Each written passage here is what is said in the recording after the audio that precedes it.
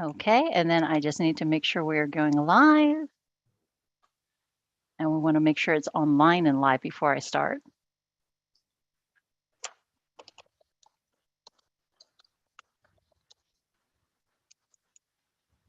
All right, we are live and you are welcome to begin. Okay, thank you, Amaret. Of course, you all know I'll be running the meeting today. President Terry Holt is out, so it's 10:01 a.m. or a.m. I'd like to call the meeting to order of the Board of Directors of Friday, July 22nd, 2022. Before we begin, please note this meeting is live streamed and on YouTube and recorded. Members of the public are encouraged to watch and listen to the meeting on YouTube or by dialing 415-569-6446 for the audio of this meeting. If you would like to provide public comment at today's meeting and have not done so already, please call 415-569-6446 and let the facilitator know you would like to provide public comment. I appreciate everyone's patience as we move through today's meeting.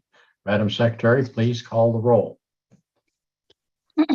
Thank you. Good morning again, everyone. Starting with Director Arnold.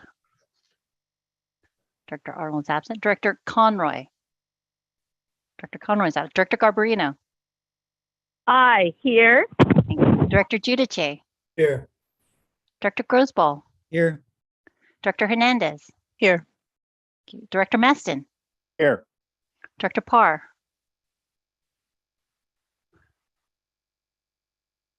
Director Parr. You, Barb. Thank you. Muted and present. Thank you. Director Rabbit. Here. Director Redoni. Here. Director Snyder. Here. Director Stephanie. Here. Director Thier. Here. Second Vice President Hill. Here. First Vice President Cochran. Here. And President Theriault is absent. You have a quorum. Thank you, Madam Chair. Let me quickly identify staff on the line. Yes, That's Dennis Mulligan, Present. Joe Wire, Yes. Eva Bauer-Furbish, Present. Kim Manolius. Morning. Thank you. Madeline Chen's also on the line. Yes, good morning. Good morning. Dave Rivera, Good morning, President. Mona Babauta. Present. Thank you. Jim Swindler Present. and Kelly Hopper. Good morning. Perfect. In that time, I did not see that Director Arnold has joined us. So that confirms staff on the line. Thank you. Okay, thank you. Thank you, everyone, for joining us this morning. We ask for your continued patience as we go through today's board agenda. I would like to remind my colleagues to mute their microphones and remember to unmute when you open up for directors' discussion. If we have directors calling in by phone, please use your mute button or *6 to unmute yourself. I will be asking for any questions or comments on items on the agenda items.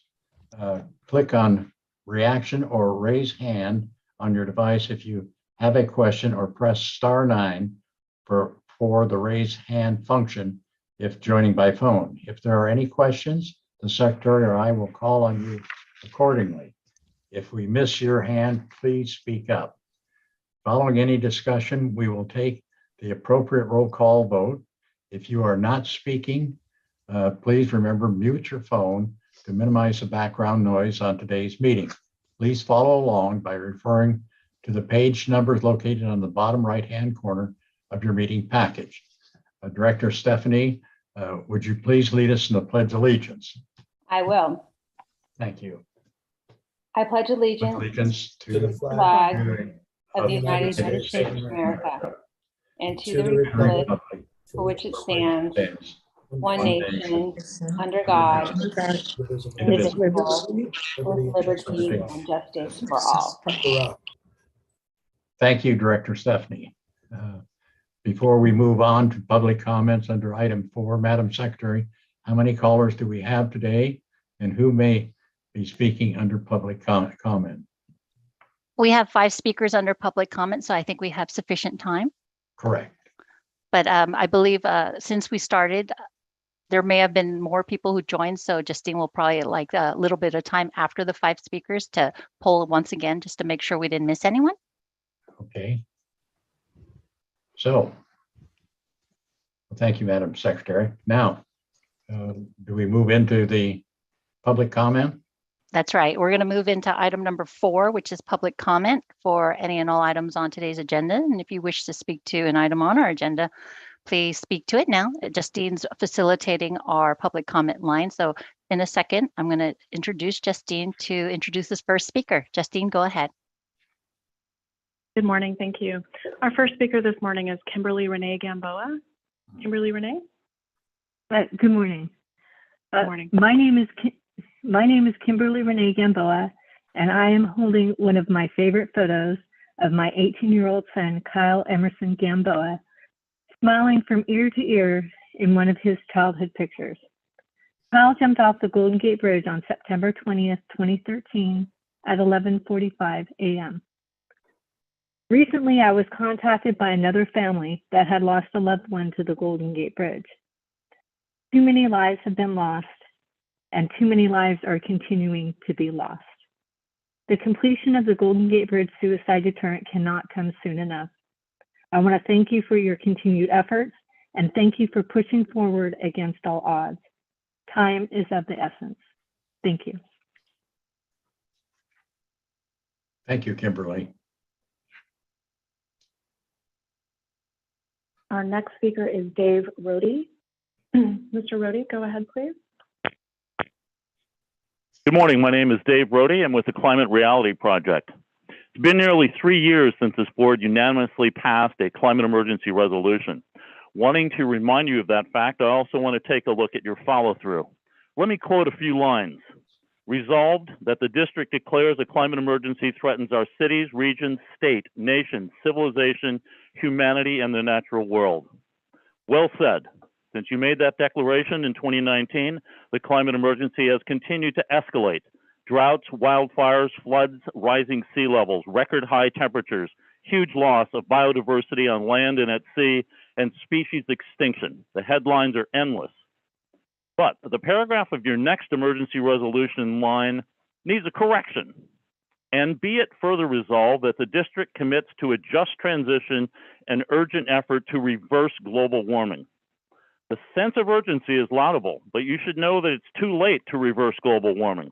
According to the UN IPCC, the best we can do is slow it down and mitigate the damage. Even that will require us to cut our carbon emissions in half by 2030 and in half again by 2040.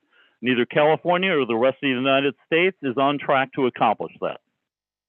Further resolved that the district commits to transitioning to zero emissions buses and operating renewable fuel ferries, including an assessment of zero emissions ferries when technology and reliability allows.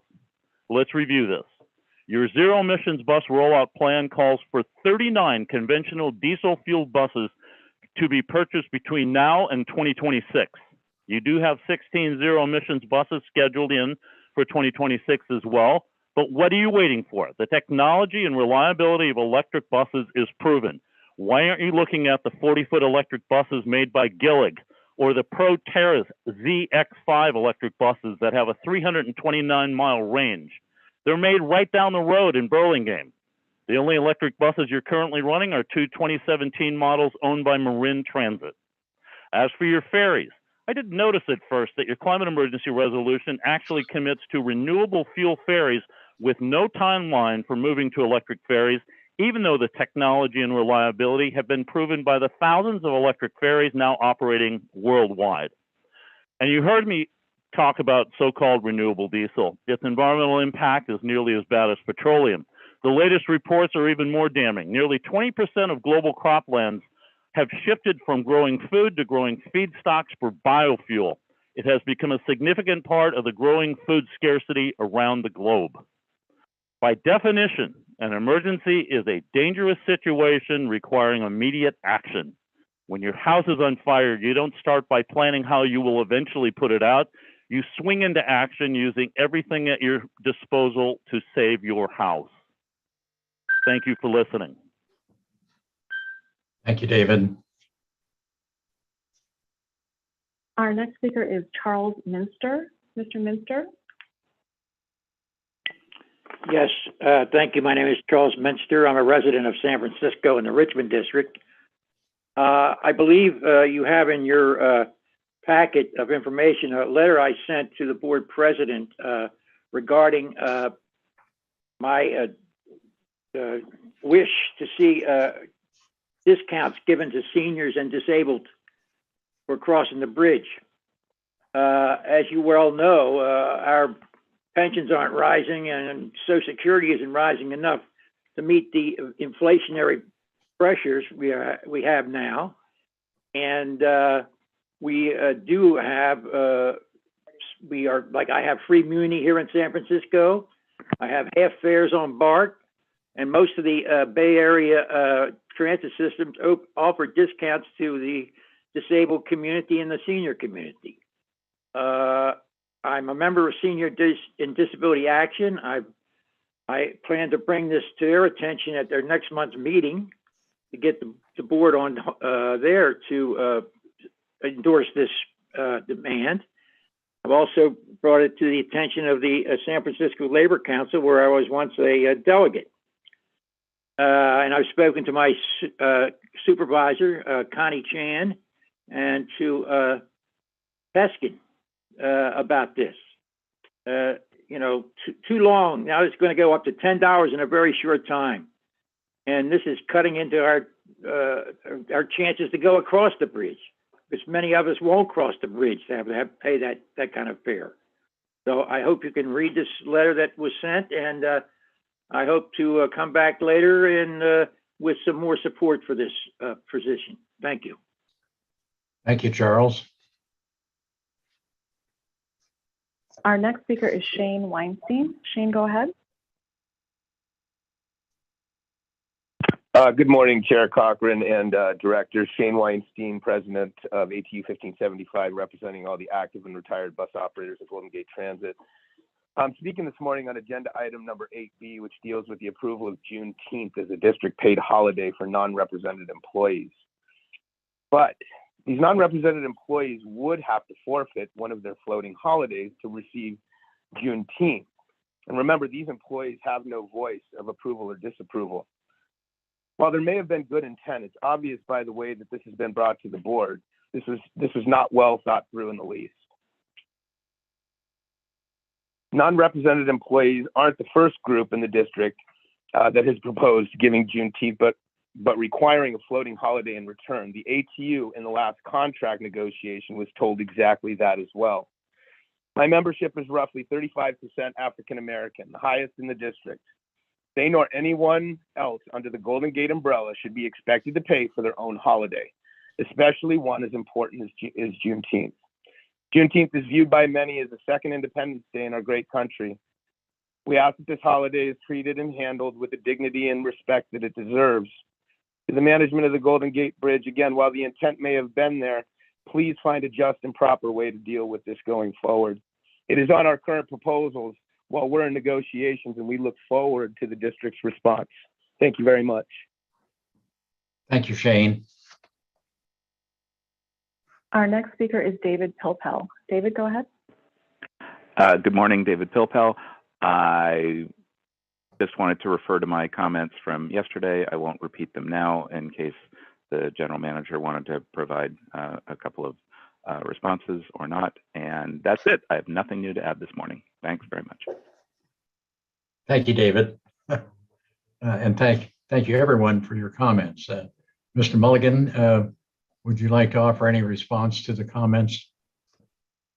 Certainly, members of the board, members of the public and staff, I would like to offer a few comments. As always, I want to thank Kimberly Renee Gamboa for her tireless advocacy for the construction of the suicide barrier. We cannot build it fast enough. It is being built, and we look forward to next year celebrating at the end of the year the completion of the construction of the net. With respect to Mr. Rohde, we concur that we are in a climate emergency and the challenges are tough. With respect to replacing buses with electric buses, we buy buses and ferries using other people's money. If we didn't use other people's money, we could not afford to operate those buses and ferries. And the Federal Transit Administration is the primary funding sources for when we replace buses. And at this juncture still, they require that the bus be 12 years old before they'll give us money to replace it. There is some cautious optimism that they will change that rule for the replacement with electric buses, and the state has some money also. But generally the money is focused on replacing older buses as opposed to newer buses, and a lot of our fleet is newer. We have two types of buses in our fleet, 40-foot buses and 45-foot buses. 40-foot buses, many people make them, but those are our newest buses, so they're not scheduled to receive federal funds for quite some time, but we will continue to look to see if people will pay us to replace them earlier. With respect to 45-foot buses, no one currently makes an electric 45-foot bus that can do what we desire. I believe Director Rodoni brought it up at a prior meeting where he toured the Gillig plant that's located here in the Bay Area, and as part of that tour, they shared with him that no one can make a 45-foot electric bus yet that meets the demands of the transit industry. But we thank him for his advocacy and his tireless interest in this topic. With respect to Mr. Charles Minster, the district currently offers a discount to disabled bridge crossers. We have a disabled toll program in place here at the Golden Gate Bridge. With respect to seniors, we offer a discount on bus and ferry. I might add that disabled individuals also receive a discount on bus and ferry. So disabled individuals receive a discount on all three modes. Seniors receive a discount on bus and ferry. To Mr. Shane Weinstein, I'd like to let him know that at yesterday's rules meeting, under the leadership of Chair Hernandez, the item was continued, so no action is coming forward here today with respect to the Juneteenth holiday for non-represented employees. And for Mr. Pilpel, we thank him for his tireless and thorough review of all of the district's actions. That concludes my comments. Thank you. Thank you, Dennis. Thank you, everyone, for participation. This concludes our public. Jerry, this is Dick. I had one question of Dennis. If Oh, I could. I'm sorry, Dick. Dennis, David Rhodey mentioned the 16 zero emission buses scheduled for 2026. Would you elaborate on what those are? Are those 40-foot buses, and have we ordered those? We have not ordered them. We adopted a zero emission bus plan that Mr. Rhodey is referring to. We adopted that a couple years ago. And that plan puts out a roadmap. And as part of that roadmap, we said if funding became available sooner, that we would replace some things sooner, but we have not placed any orders at this juncture. During the pandemic, the usage of our buses has declined. Our ridership is down, so we're not putting as many miles on buses. So the timing and schedule may change for the replacements due to that, as well as due to the availability of funding. If we were to decide that we were not going to buy buses that were 12 years old and instead start buying the electric buses, what would they be the difference in cost approximately? And if you need some time to do it, we can follow up at another meeting. I'm just curious. No, the issue is that no one will pay for, at this juncture, replacing a relatively new bus, a couple years old. They will only give us money to replace 12-year-old buses. So we have 67 hybrid electric Gillig buses that are just a couple years old. So at this juncture, based on current rules, neither the federal nor state government will give us money to replace those. We also have 45-foot MCI coaches. Those have various ages. We bought those at various junctures. And so it gets into how old the bus is. The issue isn't the difference between electric and the diesel. The granting agencies will pay that difference now. In the past, we would have to get separate grants for that. The issue right now is they don't want to replace a bus that has a useful service life. They don't think that's a prudent expenditure of public funds. Though, like I said, there is some cautious optimism that DOT at the federal level and the state will start rolling out money to replace diesel buses or diesel hybrid electric buses with a shorter timeline, but we're not there yet. Has that issue been a part of our legislative priorities in Sacramento and or DC? I'm just curious if we've been trying to promote them to do such replacement. Yeah, as part of the California Transit Association, CTA, we have a general legislative platform that says anything they push, we push. And that's one of the things that is being pushed at a statewide level. And CalSTA is receptive to that. It gets into, though, when they do start doing it, they'll replace the older buses first, just because the newer buses have more service life on them. But it is something that we are pursuing. We do seek grants all the time. And it is part of our advocacy in Sacramento as part of the California Transit Association. Thank you. Thank you, Dick. And I'd like to thank everyone for participating this morning in our public comments. Now, Madam Secretary, please continue to the next item on the agenda. First Vice President Cochran, Director Parr has her hand up. Oh, sorry, Barb, I didn't. Oh, there you are. That's all right. I just took it down. Thank you very much. As a follow-up to Director Grossball's comment, and perhaps this is a naive question, but does the market drive the manufacturing, or does the manufacturing drive the market? It was going through my head exactly what Director Grossball's question was, and that is, have we put any of the manufacturers on notice that we'll be ordering electric buses in 4 years, in 5 years? I know when they were fabricating the smart train, it took years for them to get it all together and to make sure that their factories are ready. So if you have any insight on that, I'd love to hear that. Yeah, on the bus side, the market and regulation is driving it. So California was at the forefront of this, and California is a large purchaser of buses. Nationwide, about 5,000 transit buses are purchased each year. And with California and now federal regulations in place, there's a strong interest. So 5 years ago, there was one manufacturer of electric buses, it was Proterra. Today, there are 3 in California, with Proterra, BYD out at Lancaster, and Gillig here in Livermore in the Bay Area. And so the 40-foot bus is a much more common transit bus. So industry pivoted to that first. It's also technically an easier challenge to solve based on the typical mileage put on a city bus as opposed to an over-the-road bus. So the market is being driven by regulation. The California Air Resources Board has been at the vanguard of this. But nationwide, all across the country, transit agencies are pursuing electrification of their fleets now based on federal guidance as well as interest by their respective boards. Okay, thank you, Dennis. Any other questions by board members? Director Hill has his hand up. Yeah, the other end of it, we're talking about buses, but we need an infrastructure for the buses. What are we doing to be ready for the infrastructure if we did get the changes made that we could get the buses earlier? The district adopted a zero emission bus plan that puts together a roadmap, but we are partnering and in discussions with other transit agencies in the Bay Area because we're all going through this at the same time. It wouldn't make sense for 24 transit agencies throughout the Bay Area to each develop their own contract and their own procurements. So we're looking at pooling with other agencies, joint procurements on the buses. The last 67 buses we bought were on a Contra Costa County transportation or transit agency contract. But we're also looking at potentially pooling the infrastructure side.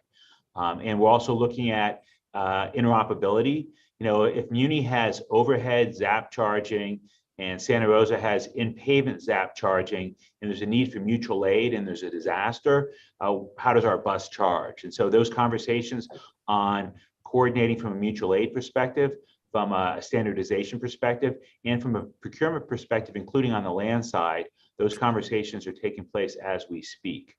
Right now, though, people had been proceeding in different paths, and that's quite problematic from a mutual aid perspective. You may recall when there was a horrific shooting down in Santa Clara County at VTA, we sent several buses and operators down there. If we had a fully electrified fleet and they had an electrified fleet with different charging infrastructure, that would be problematic. So those conversations are underway, but we envision doing joint procurements on both the infrastructure side as well as on the bus side in the coming years. So if we did have the ability to buy these buses, would the critical path be that infrastructure, or would it be the buses? It would be getting the money. That would be the critical path. The next step on the critical path would be the infrastructure. Thank you. Any other directors have questions? If not, Madam Secretary, would you take the next item, please? Thank you. If you could give us one moment, as I mentioned earlier, there's a bunch of people that might have jumped on, and we want to make sure that we wanted to capture anyone who wanted to speak today. So if you could give us one more minute.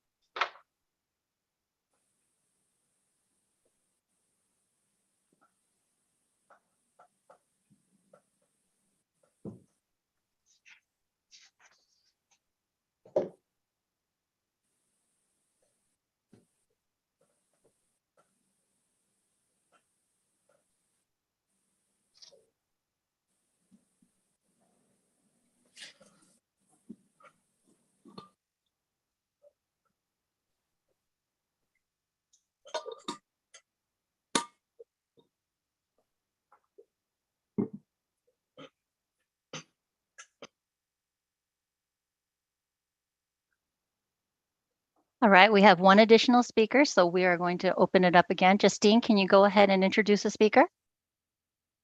Certainly. Our last speaker is Susan Vaughn. Susan, go ahead. Hi, can you hear me? Yes. Yes, we can. Go ahead. Okay, thank you. My name is Susan Vaughn, V as in Victor, AUGHAN. And thank you for your service. I live in San Francisco, and a few days ago I sent an email. A few days ago I sent an email to all of you about TNC violations in the public bus stop at the Golden Gate Bridge Visitor Center. I encourage you to enforce the law. I'm sorry about this. I encourage you to enforce the law, in this case, the California Vehicle Code 22500 I, against any but transit vehicles using public bus stops as enterprise zones in competition with public buses and taxis. As the speaker Dave Rohde mentioned earlier, we're in a climate emergency, and it is urgent to take action against rogue polluters and exploiters, and that would be the TNC industry, Uber and Lyft here in California. Additionally, the other day I took my bike up to Marin, and I put it on Golden Gate Transit to get up to Marin. Now the 101, the Golden Gate Transit 101 has the racks that are underneath the bus, and it's really hard to get bicycles onto those racks that are underneath the bus as opposed to the ones in front. Two of us struggled for about 10 minutes to try to get our buses on bikes on those underneath racks, and I gave up, and the other person continued to struggle. That delayed the bus. So when you are purchasing buses in the future, I hope you take that into consideration and try to get buses where the racks are on the front of the bus and not underneath. And do take action against those TNCs that are violating the law. Thank you so much. Thank you, Susan. Dennis, do you have any comments? I acknowledge that dealing with Uber and Lyft vehicles in the east parking lot is an ongoing challenge. We have restriped the lot a little bit to try to get the taxis and TNCs, which is what Uber and Lyft are referred to as, to use one area and keep them out of the mini bus stop. But it is an ongoing challenge. We have longer term plans to change the east lot significantly to remove auto parking. Auto parking is problematic to have a couple dozen parking spots. And as part of that, we could provide additional space and clarification for the Ubers and Lyfts, but we concur with their sentiments. With respect to the bike rack, we have two classes of buses. Our 40-foot buses have a front bike rack that holds 3 bikes. The 45-foot over-the-road coaches have a bike rack underneath that she referenced. It's a bike rack that we've had in service for over a decade now. It's not quite as easy to use as the other bike rack. The challenge with the 45-foot bus is it has a wide turning radius. So a bike rack on the front presents safety problems with respect to that bus navigating city streets. And for a long time, the vehicle code prohibited it. AC Transit did, I believe, get an exception. But it is something that we revisit periodically, but there are safety concerns about on a 45-foot bus putting a bike rack on the front. The other alternative is to put the bike rack on the back. You see that on some of the Google and Facebook buses, or Meta buses, but there's some challenges with that also. But it is something that our safety committee revisits periodically. Okay, thank you, Dennis. All right, now, anyone else have a comment? If not, Madam Secretary, would you take the next item, please?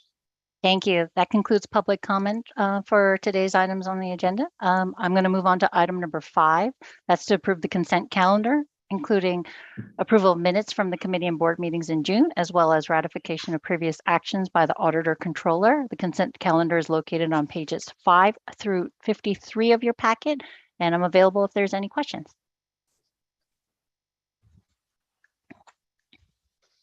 Okay. I don't see anyone's hand raised, so I hear a motion to approve. So moved. It's been moved. Is there a second? Second, Rabbit. Second. All right, it's been moved and second. Madam Secretary, would you please call the roll? Thank you. We're voting on the consent calendar with the first and second, and I'll start with Director Arnold. So Director Arnold? We'll wait for her to come back. Director Conroy is absent. Director Garbarino? Aye. Thank you. Director Giudice? Yes. Director Grosbol? Yes. Director Hernandez? I was not at those meetings, so I have to abstain. Thank you. Thank you. Director Maston? Aye. Thank you. Director Parr? Aye. Director Rabbit? Aye, sorry. Thank you. Director Rodoni? Aye. Director Snyder? Aye. Director Stephanie? Aye. Director Thier? Aye. Second Vice President Hill? Yes. First Vice President Cochran? Yes. And President Terrio is absent. So we have 12 ayes and 1 abstention. I'm going to loop back to Director Arnold. Aye. Thank you. So that's 13 ayes. Thank you. Thank you, Madam Secretary. The motion passes. Please introduce the next item. Thank you. We're going to move on to item 6A, which is the report of the general manager. And that staff report can be found on pages 55 to 60 of the packet. And Dennis Mulligan is here to present his report. Dennis, go ahead, start with your first item. Thank you, Madam Secretary, members of the board, members of the public. My written report is before you. I would like to highlight that an updated report was posted online this morning and emailed to all the directors. It fixed one numerical error that appeared on the top of page 3. That was the only change. But first, I'd like to call your attention to the first item that appears in my report, and it does require an action by the board. And I respectfully ask that you ratify some emergency actions I took associated with some degraded pipelines at our Larkspur Ferry Terminal. Earlier this year, it was determined that the 2-inch main water feed to our ferry facility in Larkspur had experienced significant corrosion and needed some emergency repairs. And as part of the exploration of that, we found that the nearby gas line similarly had some challenges. This site is about 50 years old, and it does present some challenges periodically.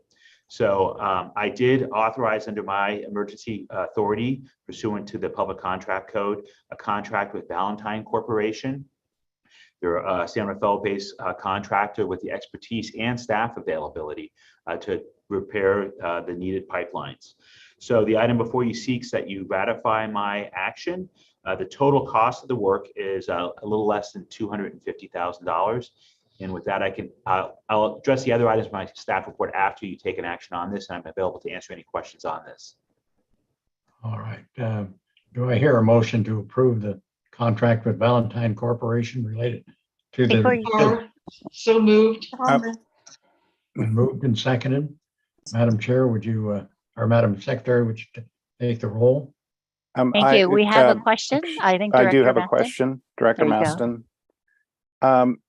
Dennis, I noticed there's no contingency on the proposal. Was that an oversight or what? No, I think we think we have a good handle on what the repairs are. We did our engineering team and ferry staff did an extensive investigation, and so they feel confident that they can complete the work for the amount listed in the staff report. Okay. That's a little unusual for us though, isn't it, to not have a contingency? Very unusual. The contingency basically is baked into the $227,000 that's with the Valentine contract. It just wasn't expressly called out, but they have a good handle on what the work is and what the challenges are at the site. Okay, thank you. Any other questions? If not, Madam Secretary, would you take the roll, please? Thank you. We have a first and a second. We're going to vote on that item 6A1, starting with Director Arnold. Aye. Director Conroy is absent. Director Garbarino. Aye. Director Giudice. Yes. Director Grosbol. Yes. Director Hernandez. Aye. Director Maston. Aye. Director Parr. Aye. Director Rabbit. Aye. Director Rodoni. Aye. Director Snyder. Aye. Director Stephanie. Aye. Director Thier. Aye. Second Vice President Hill. Yes. First Vice President Cochran. Yes. And President Terrio is absent. We have 14 ayes. Thank you. All right, Dennis, would you finish your report, please? Thank you. I'll just highlight a couple things in the report. I don't need to go through all of it since it's presented in writing. I always like to talk, though, about travel in the Golden Gate Corridor. Travel in the Golden Gate Corridor still remains well below pre-pandemic levels, particularly commute travel. Recreational travel, in midday travel, weekend travel is much closer to pre-pandemic levels, but people are still refraining, for the most part, from traveling into San Francisco to go into offices. So during the week of July 3rd, we only carried about 36% of our pre-pandemic bus ridership. So bus ridership was down 64% that 1 week. Our ferries carried only about 42% of pre-pandemic ferry ridership. So ferry ridership was down 58%. Bridge traffic was down a little bit more than the prior weeks. Bridge traffic overall was down 24% when compared to the same week pre-COVID. Interestingly, though, the commute period, 5 a.m. to 9 a.m. on weekdays, was down 32% compared to pre-pandemic levels. So a lot of our ferry ridership and our bus ridership is associated with commuters. And so what we're seeing is a very, very slow return. The good news is that we are seeing it slowly grow, and month over month, it is slowly coming back. But it will be a long journey as we navigate the long tail of the pandemic. Revenues for the week of July 3rd from tolls and from transit fares were down about $1.3 million for that 1 week compared to the same week pre-pandemic. So it's very fortunate that we received federal one-time COVID relief money, and we are clearly spending that money as we move forward. With that, I'll do a couple of employee recognitions, which is always the favorite part of my month. I'm pleased to inform you that lead deckhand in our ferry division, Frank McMurray, retired after 20 years, 7 months, and 10 days of service with the district. He joined us as a deckhand on January 1st, 2002, and he was promoted to lead deckhand in December of 2013. We wish Mr. McMurray a long and happy retirement. I would also like to recognize 20 years service to Melanie Sanborn. She works in our marketing and communications department. She celebrated 20 years on July 1st. When she joined us, she had prior experience in marketing, including as Vice President of Marketing and Communications for Easter Seals, Missouri, in Greater Kansas City and St. Louis, Missouri. She served as a marketing manager for Microdesign Resources in Sebastopol and an event coordinator at Foundation for Critical Thinking in Rohnert Park, California. During her tenure with the district, she's been Employee of the Month twice. She's redesigned our transit guide to cut costs while adding fold-out system maps. She's also developed individual route maps and schedules for our website. And during this time, she gave birth to her 2 babies, Roxanne and Jackson, or her production babies, as she calls them. In her free time, she likes to travel, garden, eat good food, and spend time with her family. And she volunteers at many local organizations. And she is a gem of an employee, as well as someone who's receiving 20 years of recognition. The Employee of the Month is selected by an Employee of the Month committee, not by management. And this month, the Employee of the Month committee selected bus schedule analyst Jason Cave to be the Employee of the Month. Mr. Cave originally joined the district as a bus operator on January 23rd, 2014. And while working as a bus operator, he was promoted to his current position as a schedule analyst. Before joining the district, he worked as a maintenance technician at Cowgirl Creamery in Petaluma. He has a tremendous willingness to step in and dedicated work ethic, and he has been invaluable in developing schedules for the district, both when he was a bus operator, assisting the bus driver committee, and then when we promoted him to his current position. He originally was born in the Commonwealth of Virginia. He attended high school in Santa Rosa, and he's lived in Santa Rosa since 1978. He's been married to his wife, Sasha Cave, for 18 years. Together, they have a daughter named Addison and a young son named Andrew, also known as Bubby. He has lots of activities in his free time, including coaching the Spring Lake Middle School flag football team. He would like to share that he is humbled by this award and that he is compelled to help where he can, as, and this is a quote from Mr. Cave, "Our district has been a changing force in my life and provides for my family." Shout out to class 1 of 2014. That's the end of the quote, and that class shout out is to his class of fellow bus operators that he started with work in the district. And that concludes my report. I'm available to answer any questions that you might have. Thank you. Any questions from board members? Jerry, this is Dick. I did have a question. Oh, okay, Dick. I know that it looked like last week or on the 7th, there was a notice about all the various openings we have. I'm just curious, what's the status of the hiring of the bridge patrol officers? Because as of a month or two ago, we had quite a few openings. I'd have to defer to our bridge manager. I know we had a class that just, I believe, completed with 4, but I'll turn it over to Dave to provide an update. Hey, good morning, sir. We're still in the process of actively recruiting. We've had at least 100 applications submitted the last time we checked in with HR, but we still have to, you know, it's kind of a lengthy process because we have to review the applications and then we have to make a determination going forward, but I'm working with the bridge captain on doing that. And Dave, when did the class with the 4 recent hires conclude? So right now they started in February. So generally it's around 6 or 7 months. Okay. And so, you know, hopefully another month we'll be there, but I've been checking in with Captain Alari on that. You mean once we hire them, they're in class for 6 or 7 months? Well, yes, they're out on the bridge for part of that. They're not all in class. I mean, you know, they're shadowing other employees. There is some classroom training, but the 4 new hires are out on the bridge. I mean, I see them. Great. So if I can add to that, sir. So what happens is it's just when we hire people, especially patrol officer position, the bridge is unique in that sense. So we have to put them through training, and then to go out here and train them when they're dealing interactively with people in distress, it's a challenge. So that's one of the unique features that a lot of law enforcement agencies that hire similar to us don't have to deal with. So it does take a prolonged process to get through that. So that's one unique aspect of just being out here at the bridge. Okay. Probably at the next month's meeting, I'm going to ask how many vacancies we have. I don't have to know it now, but I'll just keep following up. As you know, this is an important issue for me and other board members given their role. I know they have many roles, but certainly one of them is suicide deterrent. So thank you. Thank you. That's their principal role. So we'll put an update in next month's GM report. So it'll be in writing and publicly available. Thank you, Dick. All right. Any other comments from the board members? If not, that concludes this item. Madam Secretary, would we go on to the next? Sure. We're going to move on to item 6B, and that's the report of the attorney. Kim Manolius is on the line. I can see him there. Where'd he go? There he is. Hi. And his staff report's on page 61. And we have Kim here to present his report. Kim, go ahead. Good morning, everyone. Thanks, Amaret. Our report's before you. If you have any questions, just let me know. There's no closed session for the entire board at the end of the meeting, so that's a good thing.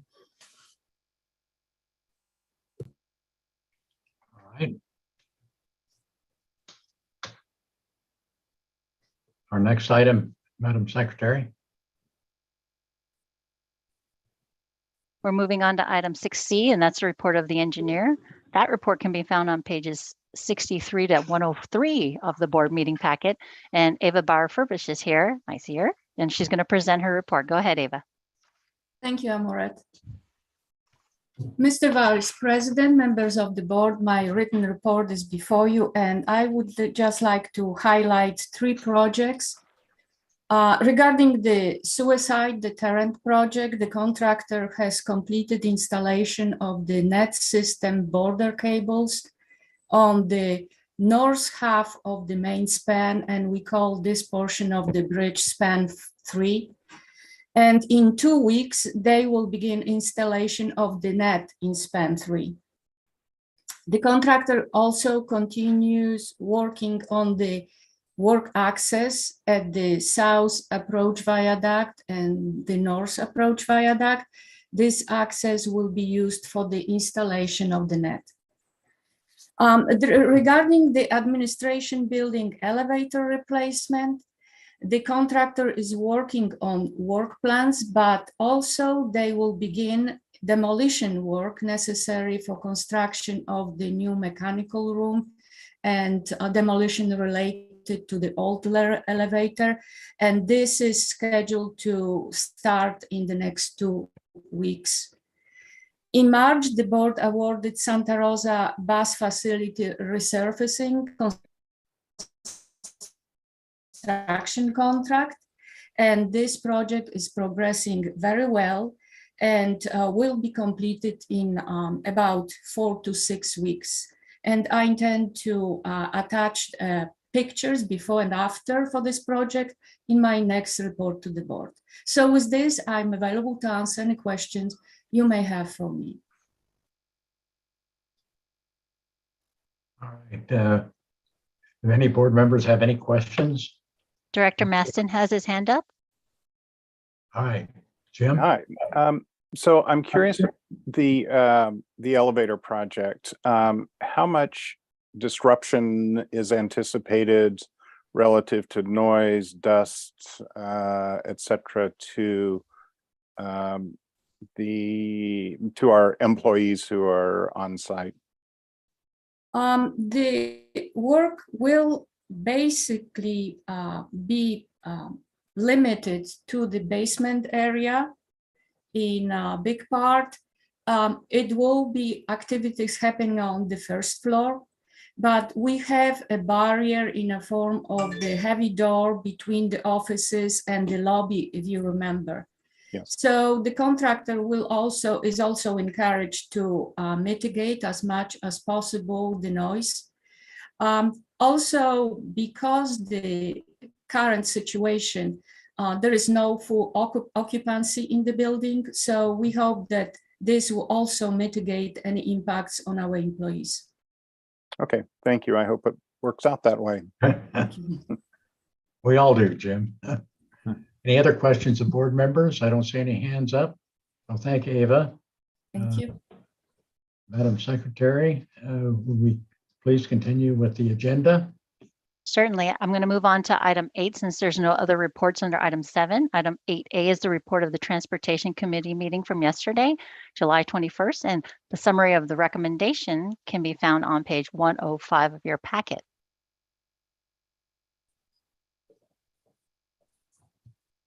Colleagues, the action item listed under 8A was discussed at yesterday's Transportation Committee meeting.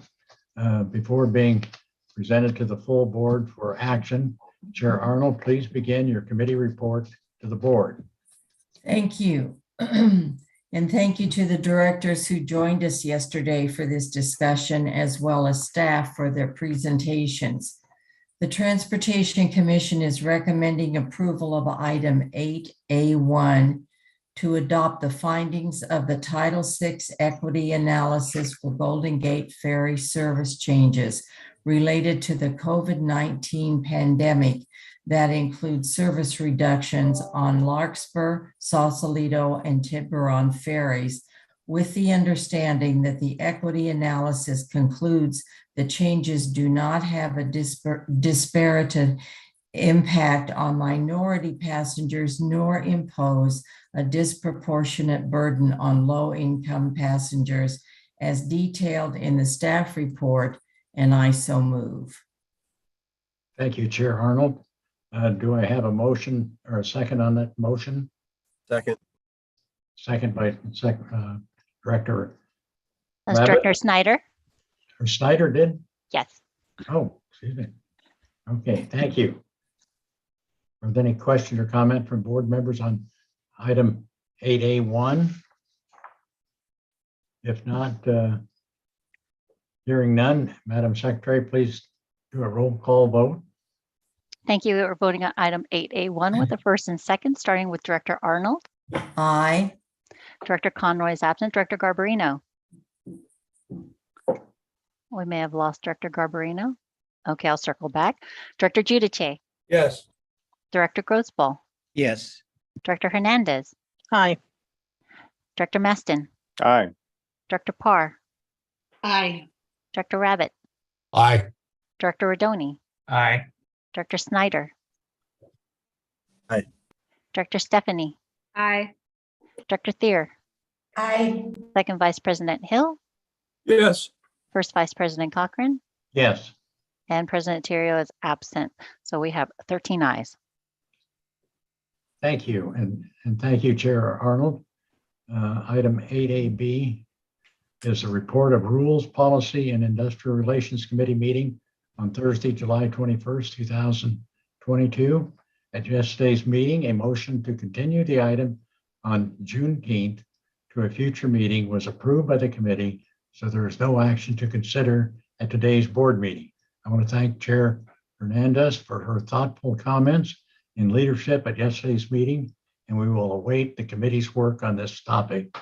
Madam Secretary, please continue with the next item on the agenda. Thank you. We're going to move to item 8C, and that's the report of the Finance Auditing Committee of July 21st. And the summary of recommendations for this meeting is on page 109 of your packet. I'll turn it back to you. All right. Section 8C were discussed at yesterday's Finance Auditing Committee meeting before being presented to the full board for action. Chair Rabbit, please begin your committee report to the board. Thank you, Vice President Cochran. First off, I'd like to thank Director Parr for stepping in to chair yesterday's meeting in my absence. I did have a conflict. I understand Joe Wire provided the committee with a deeper dive into the year-end numbers to give us a better picture of another complete fiscal year as the district continues its recovery on bridge and transit operations. As always, again, thanks to Joe and his staff for working to provide these up-to-the-date numbers. So with that, the Finance Auditing Committee is recommending approval of item 8C1 to authorize the general manager to file an application with the Metropolitan Transportation Commission for fiscal year 22-23, Transportation Development Act, State Transit Assistance and Regional Measure 2 funds to support bus, ferry, and paratransit services in the amount of $27,698,581 and any related revisions as detailed in the staff report, and I so move. Thank you, Chair Rabbit. I have a motion on the item. I have a second. Maston, second. Maston, second. Thank you. Are there any questions or comments from board members on item 8C1? Hearing none, Madam Secretary, please do a roll call vote. Thank you. As you mentioned, we're voting on item 8C1 with the first and second, starting with Director Arnold. Aye. Director Conroy is absent. Director Garbarino? Did not return. Director Giudice? Yes. Director Grosboll? Yes. Director Hernandez? Aye. Director Maston? Aye. Director Parr? Aye. Director Rabbit? Aye. Director Rodoni? Aye. Director Snyder? Aye. Director Stephanie? Aye. Director Thier? Aye. Second Vice President Hill? Yes. First Vice President Cochran? Yes. And President Terrio is absent. That's 13 ayes. Thank you. Okay, thank you. The item is adopted. Chair Rabbit, please continue your report. The Finance Auditing Committee is also recommending approval of 8C2 to approve establishment of a Clipper Fare pilot program that would provide a fare discount through a monthly pass for riders destined to designated or designed for designated higher educational institutions or to specified major employers on Golden Gate Transit regional routes and regular non-special event Golden Gate Ferry service, and amend Master Ordinance 2022 accordingly, as detailed in the staff report, and I so move. Thank you, Chair Rabbit. I have a motion on the item. May I have a second, please? Second. Did you get that, Madam Secretary? Did. Sort Thank that out. you. Are there any questions or comments from the board members on this item 8C2?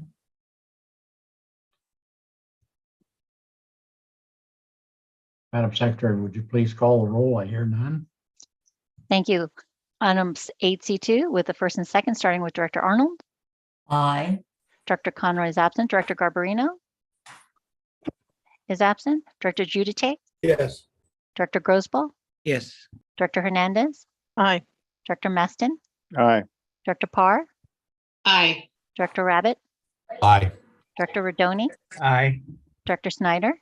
Aye. Director Stephanie? Aye. Director Thier? Aye. Second Vice President Hill? An enthusiastic yes. First Vice President Cochran? Yes. And President Terrio is absent. So once again, we have 13 ayes. Okay, thank you. Madam Secretary, please continue with the next item on the agenda. Thank you, Vice President Cochran. There's no addresses to the board under agenda item 9. We're going to move on to agenda item number 10, that's special order of business. And we're going to start with agenda item 10A relative to conducting these remote meetings, committee and board meetings. No further changes at the state level. So I have my recurring brief staff report on page 111, recommending the board continue to adopt a resolution to allow us to continue remote meetings in accordance with Assembly Bill 361. And I respectfully request the board's approval on this item with the understanding that the board will be considering it again at its next meeting on August 26th. Okay, thank you. Are there any questions or comments from the board members on item 10A? I'd like to move the item, Mr. President, Mr. Vice Chair, Mr. Vice President. This All right, is Director thank you. Hernandez. Thank you, Sabrina. Do I hear a second? Yes, second, Snyder. Okay. Thank you. Madam Secretary, please do call the roll. Thank you. We're voting on item 10A with the first roll call at Director Arnold. Aye. Director Conroy is absent. Director Garbarino is still absent. Director Giudice, Yes. Director Grosboll, Yes. Director Hernandez, Aye. Director Maston, Aye. Director Parr, Aye. Director Rabbit, Aye. Director Rodoni, Aye. Director Snyder, Aye. Director Stephanie, Aye. Director Thier, Aye. Second Vice President Hill, Yes. First Vice President Cochran, Yes, and President Theriault is absent. So you have 13 ayes. Thank you. thank you. That concludes the discussion on this item. Colleagues, may I have a motion? Oh, I already did that. Thank you. The item is adopted. Madam Secretary, please continue to the next item on the agenda. We're moving on to item 10B, which is discussion and possible action to terminate the suspension of board procedural rules and policies for COVID-19 related emergency actions. Mr. Mulligan's brief staff report is on page 113. He's available to answer questions that the board may have. Are there any board members that have questions or comments on this item? I see none, hearing none. It appears we should not be terminating the suspension of board procedure rules and policies at this time. We have a motion to revisit this matter at the next regular board meeting on August 26th. So moved. Been moved by Director Giudice. A second. Second the item, Mr. President. Second. Thank you. Vice Madam President. Secretary, please do call the roll. Thank you. We're voting on item 10B with the first and second, starting with Director Arnold. Aye. Director Conroy is absent. Director Garbarino is also absent. Director Giudice, Yes. Director Grosboll, Aye. Director Hernandez, Aye. Director Maston, Aye. Director Parr, Aye. Director Rabbit, Aye. Director Rodoni, Aye. Director Snyder, Aye. Director Stephanie, Aye. Director Thier, Aye. Second Vice President Hill, Yes. First Vice President Cochran, Yes. and President Theriault is absent. So you have 13 ayes. Thank you. Okay, thank you. The motion passes. We have no unfinished business and no new business to report. Item 13 is communication. If you would like a copy of any communication, please contact the District Secretary's office. We've now reached the end of the agenda, and there are no further items to be presented to the board. Thanks to everyone who joined us today. May I have a motion to adjourn this meeting? So moved. Been moved. Second. Second. Okay, hearing no objections, we will be adjourned today's meeting in memory of Diane Joanne Elizabeth Smith, the grandmother of Executive Assistant Justine Brock. Please join me in a moment of silence.